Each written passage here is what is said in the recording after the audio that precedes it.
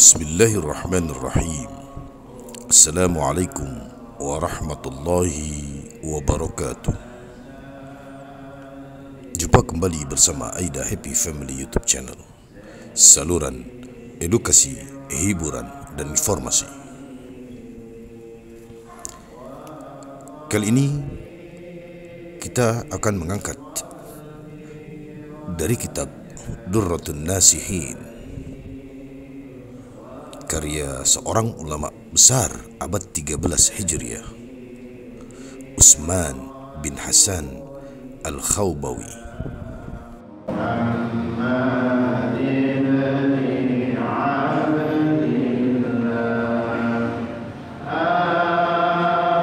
Tapi kita kali ini adalah bersandar pada hadis Rasulullah sallallahu alaihi wasallam. Rasulullah sallallahu alaihi wasallam bersabda, sesungguhnya Allah Subhanahu wa taala telah menciptakan sebuah kota di bawah arsy, dan tertulis pada pintunya,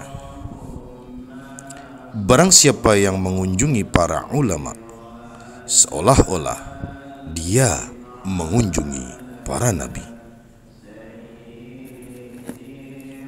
Semoga kajian kita kali ini membawa manfaat. Bismillahirrahmanirrahim. Allah Subhanahu wa taala berfirman dalam surah Al-Baqarah, A'udzu billahi minasyaitonir rajim. Bismillahirrahmanirrahim. Wa'allama Adama al-asma'a kullaha ثم عرضهم على الملائكة فقال أنبئوني بأسماء هؤلاء إن كنتم صادقين قالوا سبحانك لا علم لنا إلا ما علمتنا إنك أنت العليم الحكيم.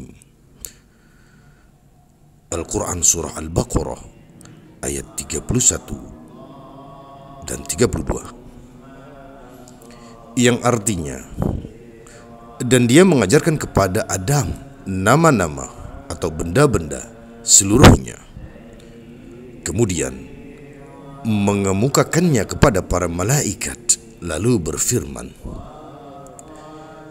sebutkanlah kepadaku nama benda-benda itu jika kamu memang orang-orang yang benar.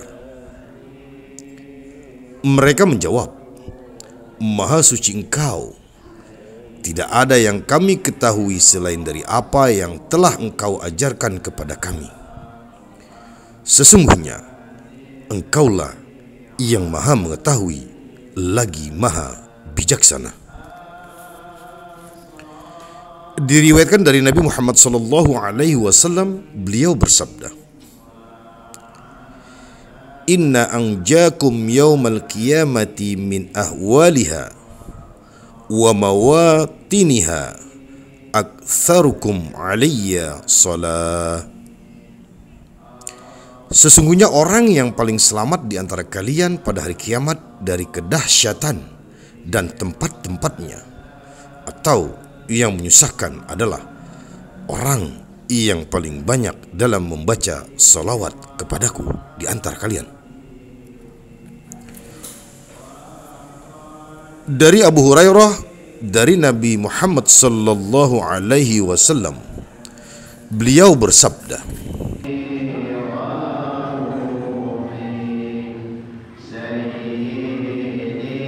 Man salaka tariqan ilal ilmi sallakallahu bihi tariqan ilal jannah wa innal alima yastaghfiru lahu man fis samawati wa man fil ardi hatta al-hitana fil bahri innal ulama'a warathatul anbiya. Barang siapa yang menempuh perjalanan untuk mencari ilmu, maka Allah membimbingnya ke jalan menuju surga. Sesungguhnya orang alim itu dimohonkan ampunan oleh malaikat-malaikat di langit dan makhluk-makhluk di bumi, sampai ikan-ikan di laut sekalipun. Dan sesungguhnya para ulama adalah pewaris para nabi.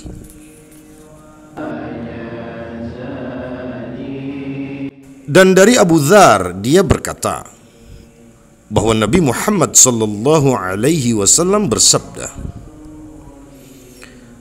"Hai Abu Dzar, sesungguhnya engkau berangkat pagi-pagi, lalu mempelajari satu bab dari kitab Allah Subhanahu wa Ta'ala adalah lebih baik bagimu daripada engkau salat 100 rakaat.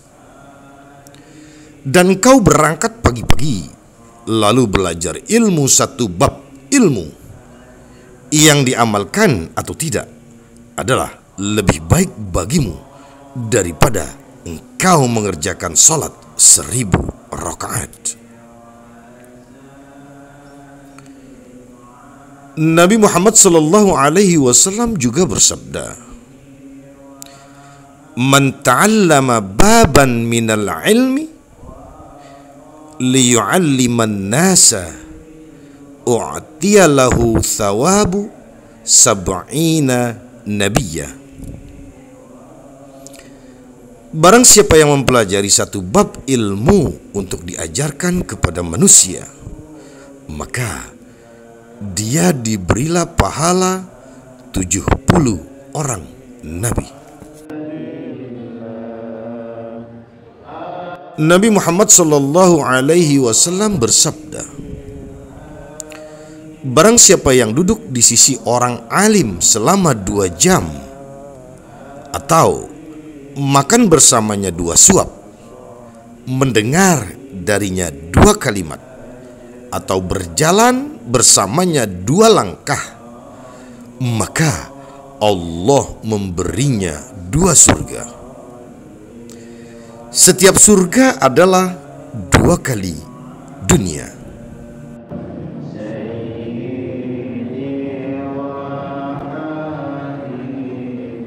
Dari Ali karramallahu wajhahu, Nabi Muhammad sallallahu alaihi wasallam beliau bersabda, "Aku pernah bertanya kepada Jibril alaihissalam mengenai orang-orang yang memiliki ilmu. Jibril berkata, mereka adalah lampu-lampu umatmu di dunia dan akhirat. Beruntunglah bagi orang yang mengenal mereka, dan celakalah bagi orang-orang yang menentang dan membenci mereka."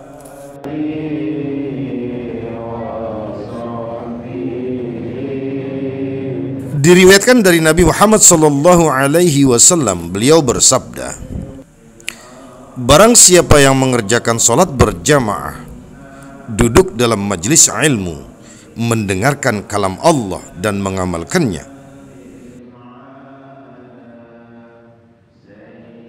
maka Allah akan memberinya 6 perkara. Pertama, rizki yang halal, selamat dari siksa kubur, diberikan catatan amal melalui tangan kanannya, lewat di atas sirat laksana kilat yang menyambar, dikumpulkan di mahsyar bersama para nabi, dan Allah membangunkan untuknya sebuah gedung di surga dari mutiara yakut merah yang memiliki 40 pintu. Dari Ibnu Abbas radhiyallahu anhu, dia berkata, para ulama memiliki derajat di atas derajat-derajat orang mukmin yang lain dengan selisih 700 derajat, dan jarak di antara 2 derajat 500 tahun perjalanan. Ada yang mengatakan bahwa ilmu itu lebih utama daripada amal karena 5 segi. Pertama, ilmu tanpa amal bisa terjadi, sedangkan amal tanpa ilmu tidaklah mungkin bisa terjadi atau diterima. Yang kedua, Ilmu tanpa amal masih berguna, sedangkan amal tanpa ilmu tidak akan bermanfaat. Yang ketiga, amal itu terhenti dan pasif, sedangkan ilmu itu aktif menyinari kegelapan di sekelilingnya laksana lampu. Yang keempat, ilmu itu menempati kedudukan para nabi, seperti sabda Nabi Muhammad sallallahu alaihi wasallam, ulama-ulama dari umatku seperti nabi-nabi dari Bani Israel. Yang kelima, ilmu adalah sifat Allah, sedang amal merupakan sifat-sifat para hamba. Sifat Allah pasti lebih utama daripada sifat para hamba.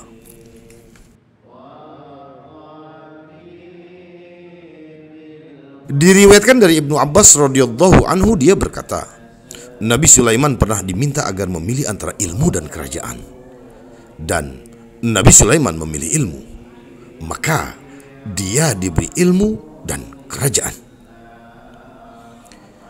Sebagian orang-orang ahli hikmah berkata, kata ilmu itu terdiri dari 3 huruf, yaitu Ain, Lam, dan Mim. Huruf Ain dari kata Ailiyin, artinya adalah ketinggian atau surga Ailiyin.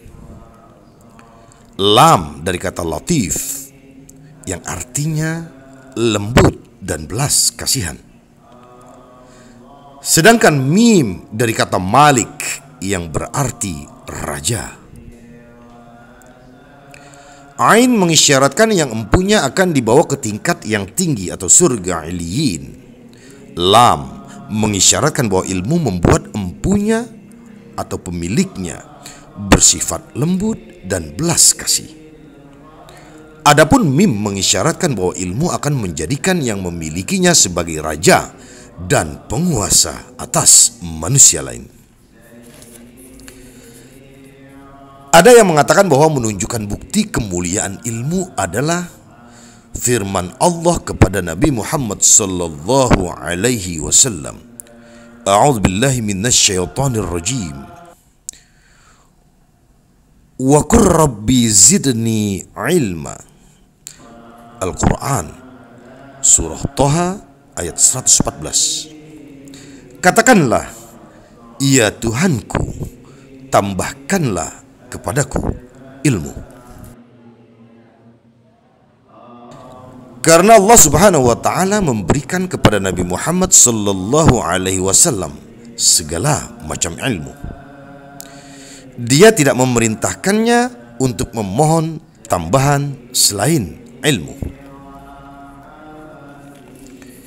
Diceritakan bahwa Nabi Muhammad sallallahu alaihi wasallam pernah datang di sebuah pintu masjid. Beliau melihat setan berada di pintu masjid itu. Lalu beliau bertanya, "Hai iblis, apakah yang kau perbuat di sini?" Setan berkata, "Aku hendak masuk masjid serta merusak sholat orang yang sedang sholat itu. Tetapi aku takut kepada laki-laki yang sedang tidur ini." Nabi Muhammad SAW bersabda, "Hai iblis, mengapa engkau tidak takut kepada orang yang sholat itu? Sementara dia sedang dalam ibadah dan munajat kepada Tuhannya. Tetapi engkau justru takut kepada orang yang sedang tidur, sementara dia sedang dalam keadaan lalai atau tertidur." Setan berkata, orang yang sedang sholat itu orang yang bodoh, dan merusaknya adalah lebih mudah. Sedangkan orang yang sedang tidur ini adalah seorang yang alim. Jika aku menyesatkan orang yang sedang sholat dan merusak sholatnya, aku takut orang alim ini bangun lantas segera memperbaikinya. Lalu Nabi Muhammad sallallahu alaihi wasallam bersabda, "Naumul alimi khairum min ibadati jahil." Tidurnya seorang alim adalah lebih baik daripada ibadah seorang yang bodoh. Nabi Muhammad sallallahu alaihi wasallam bersabda, "Barang siapa yang ingin menghafal ilmu, maka hendaklah ia menetapi 5 hal, yaitu salat malam walaupun hanya 2 rakaat, melanggengkan wudu atau membiasakan diri selalu dalam keadaan berwudu, bertakwa, takut kepada Allah baik dalam keadaan sunyi maupun di keramaian, makan dengan dasar mencari kekuatan untuk beribadah, bukan untuk memenuhi kesenangan nafsu syahwat, bersiwak atau bersikat gigi." Nabi Muhammad SAW bersabda, "Kebaikan dunia dan akhirat adalah disertai ilmu. Kemuliaan dunia dan akhirat pun dengan ilmu. Orang alim adalah lebih besar keutamaannya di sisi Allah Subhanahu wa Ta'ala daripada 1000 orang syahid atau syuhada." Yang dimaksud dengan orang alim dalam hadis ini tersebut adalah orang alim yang mengamalkan ilmunya. Nabi SAW bersabda, "Sesungguhnya Allah Subhanahu wa Ta'ala telah menciptakan sebuah kota di bawah arsy, dan tertulis pada pintunya, barang siapa yang mengunjungi para ulama, seolah-olah dia mengunjungi para nabi." Karena itu Nabi Muhammad sallallahu alaihi wasallam bersabda, "Julusus sa'atin 'indal ulama ahabbu ilallah min ibadati alfi sanah." Berkumpul ulama sesaat adalah lebih dicintai oleh Allah daripada beribadah 1000 tahun. Diriwayatkan dari Nabi Muhammad sallallahu alaihi wasallam, sesungguhnya Allah menciptakan sebuah kota dari cahaya di bawah arsy, 10 kali lipat lebih besar daripada dunia. Di kota itu terdapat 1000 pohon dari mutiara, yakut, zabarjad, lukluk, dan marjan. Apabila hari kiamat, daun-daunnya menjadi terbuka, lalu terdengar suara pemanggil dari arah Allah Ar-Rahman, di mana orang-orang yang menunaikan salat 5 waktu dengan berjamaah, mereka duduk berhalaqah dalam forum ilmu. Pada hari itu mereka didatangkan di bawah naungan pohon-pohon tersebut dan duduk di bawahnya. Kemudian dihidangkan hidangan dari cahaya di hadapan mereka yang sangat memikat hati dan menyenangkan pandangan. Kepada mereka dikatakan, "Silahkan makan dan menikmati semuanya." Demikian sebagaimana yang disebutkan di dalam Mukasyafatul Asrar. Nabi SAW bersabda, "Tiada seorang mukmin yang bersedih hati karena kematian seorang alim, melainkan Allah akan menulis untuknya pahala 1000 orang alim dan 1000 orang mati syahid." Demikian pula Nabi Muhammad SAW juga bersabda, "Kematian seorang alim adalah kematian alam."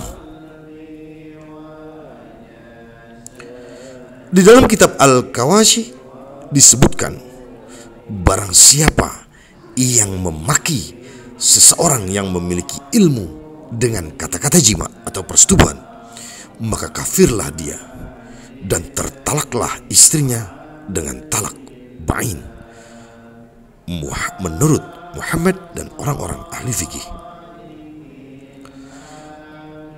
Sadar Asy-Syahid mengungkapkan di dalam Fatawi Badi'uddin, barang siapa menghina orang alim, maka kafirlah dia dan tertalaklah istrinya secara ba'in. Nabi Muhammad sallallahu alaihi wasallam bersabda, "Sayati zamanun ala ummati yafirruna minal ulama wal fuqaha fayabtaliyahumullahu ta'ala bithalathi baliyatin ulaha yurfa'ul barakatu min kasbihim wathaniyatu yusallitullahu ta'ala alaihim sultanan zaliman wathalithatu yakhrujuna minad dunya bighairi imanin." Akan datang masa pada umatku di mana mereka lari dari ulama dan fuqaha. Karenanya Allah Subhanahu wa ta'ala menurunkan 3 macam bala atas mereka. Itu dihilangkan berkah dari mata pencaharian mereka. Allah menguasakan mereka pada penguasa yang zalim, dan mereka akan keluar dari dunia tanpa membawa iman. Diriwayatkan dari Nabi Muhammad SAW, beliau bersabda, apabila datang hari kiamat, dihadirkan 4 golongan di depan pintu surga tanpa lebih dahulu melihat hisab dan azab. Yaitu pertama, orang alim yang mengamalkan ilmunya. Yang kedua, orang yang beribadah haji yang tidak melakukan kerusakan dalam hajinya atau mabrur. Yang ketiga, orang mati syahid yang terbunuh dalam medan perang.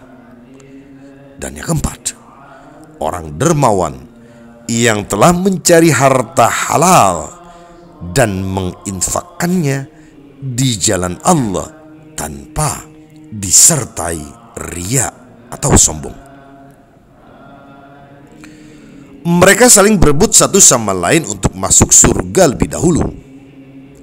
Lalu Allah Subhanahu wa ta'ala mengutus malaikat Jibril agar memutuskan di antara mereka itu.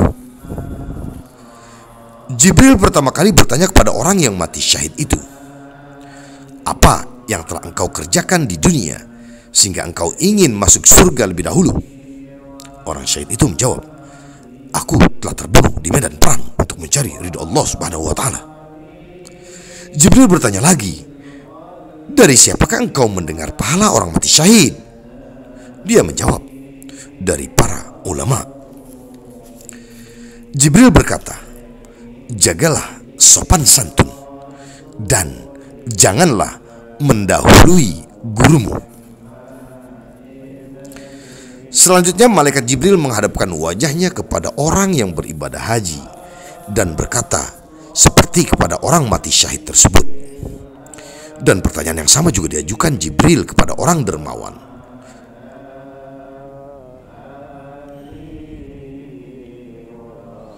Kemudian orang alim berkata, "Ya Tuhanku, aku tidak akan menghasilkan ilmu melainkan berkat kedermawanan dan kebaikan orang yang dermawan." Maka Allah Azza wa Jalla berfirman, "Benar kata orang alim itu, hai malaikat ridwan atau penjaga surga, bukalah pintu-pintu surga sehingga orang yang dermawan masuk surga lebih dahulu, sedang mereka semua menyusul sesudahnya." Demikian sebagaimana di dalam Mishkatul Anwar. Nabi Muhammad sallallahu alaihi wasallam bersabda, "Fadlul alimi 'alal 'abid kafadli 'ala adnakum."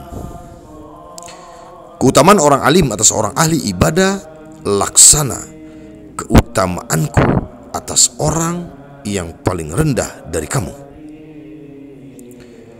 Demikian pula Allah Subhanahu wa ta'ala mewahyukan kepada Nabi Ibrahim alaihissalam Aku adalah alim, maha mengetahui dan menyukai orang yang alim. Hasan Basri berkata, tinta ulam akan ditimbang besok pada hari kiamat dengan darah orang-orang yang mati syahid. Maka tinta ulama lebih unggul atau menang daripada darah orang-orang yang mati syahid. Demikian pula Nabi Muhammad sallallahu alaihi wasallam bersabda, kun aliman au muta'alliman au sami'an wala takun rabi'an fatuhlika. Jadilah engkau orang yang alim atau orang yang mencari ilmu atau orang yang mendengarkan, dan janganlah engkau menjadi orang yang keempat, maka celakalah engkau.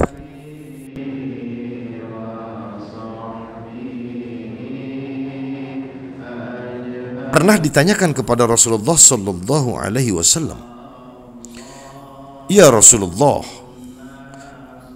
manakah amal yang paling utama?"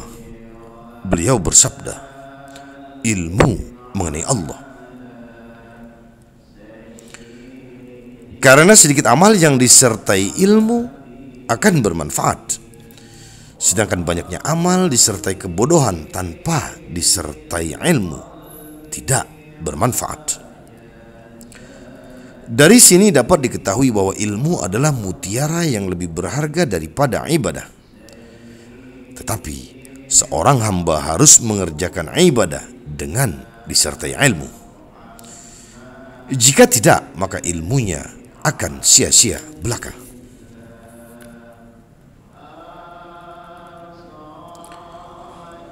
An-nadhru ila wajhil alimi ibadah. Memandang wajah orang alim adalah suatu ibadah. Nabi Muhammad sallallahu alaihi wasallam bersabda, sesungguhnya Allah, malaikat-malaikatnya, penghuni langit dan bumi, sampai semut dalam liangnya, dan ikan di laut sekalipun, semuanya mendoakan kepada orang yang mengajarkan kebaikan kepada manusia.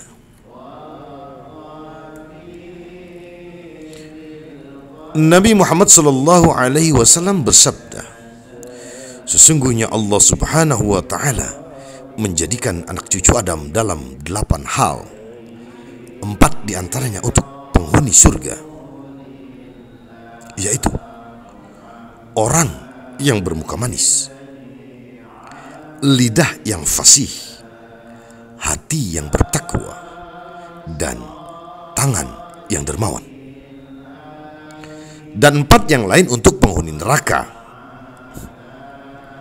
yaitu orang yang bermuka masam, lidah yang keji, hati yang keras membatu, dan tangan yang kikir.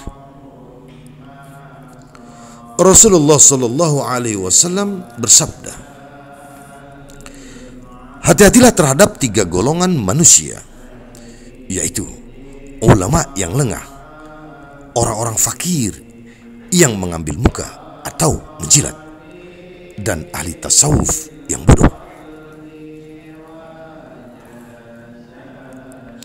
Nabi Muhammad sallallahu alaihi wasallam bersabda,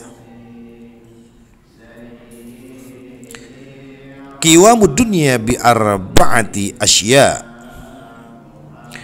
awwaluha bi ilmil ulama, wa tsani bi adlil umara, wa tsalitsu bi sakhawatil aghniya, wa rabi'u bi da'watil fuqara. Tegaknya dunia adalah dengan 4 perkara. Pertama, dengan ilmunya ulama. Kedua, dengan keadilan para penguasa. Ketiga, dengan kedermawanan orang-orang kaya. Keempat, dengan doa orang-orang fakir.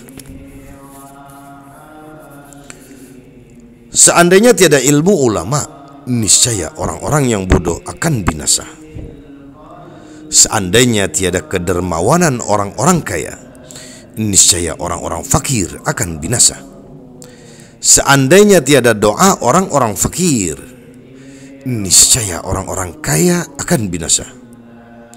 Dan seandainya tiada keadilan para penguasa, niscaya sebagian manusia akan makan sebagian yang lain, laksana serigala memangsa domba.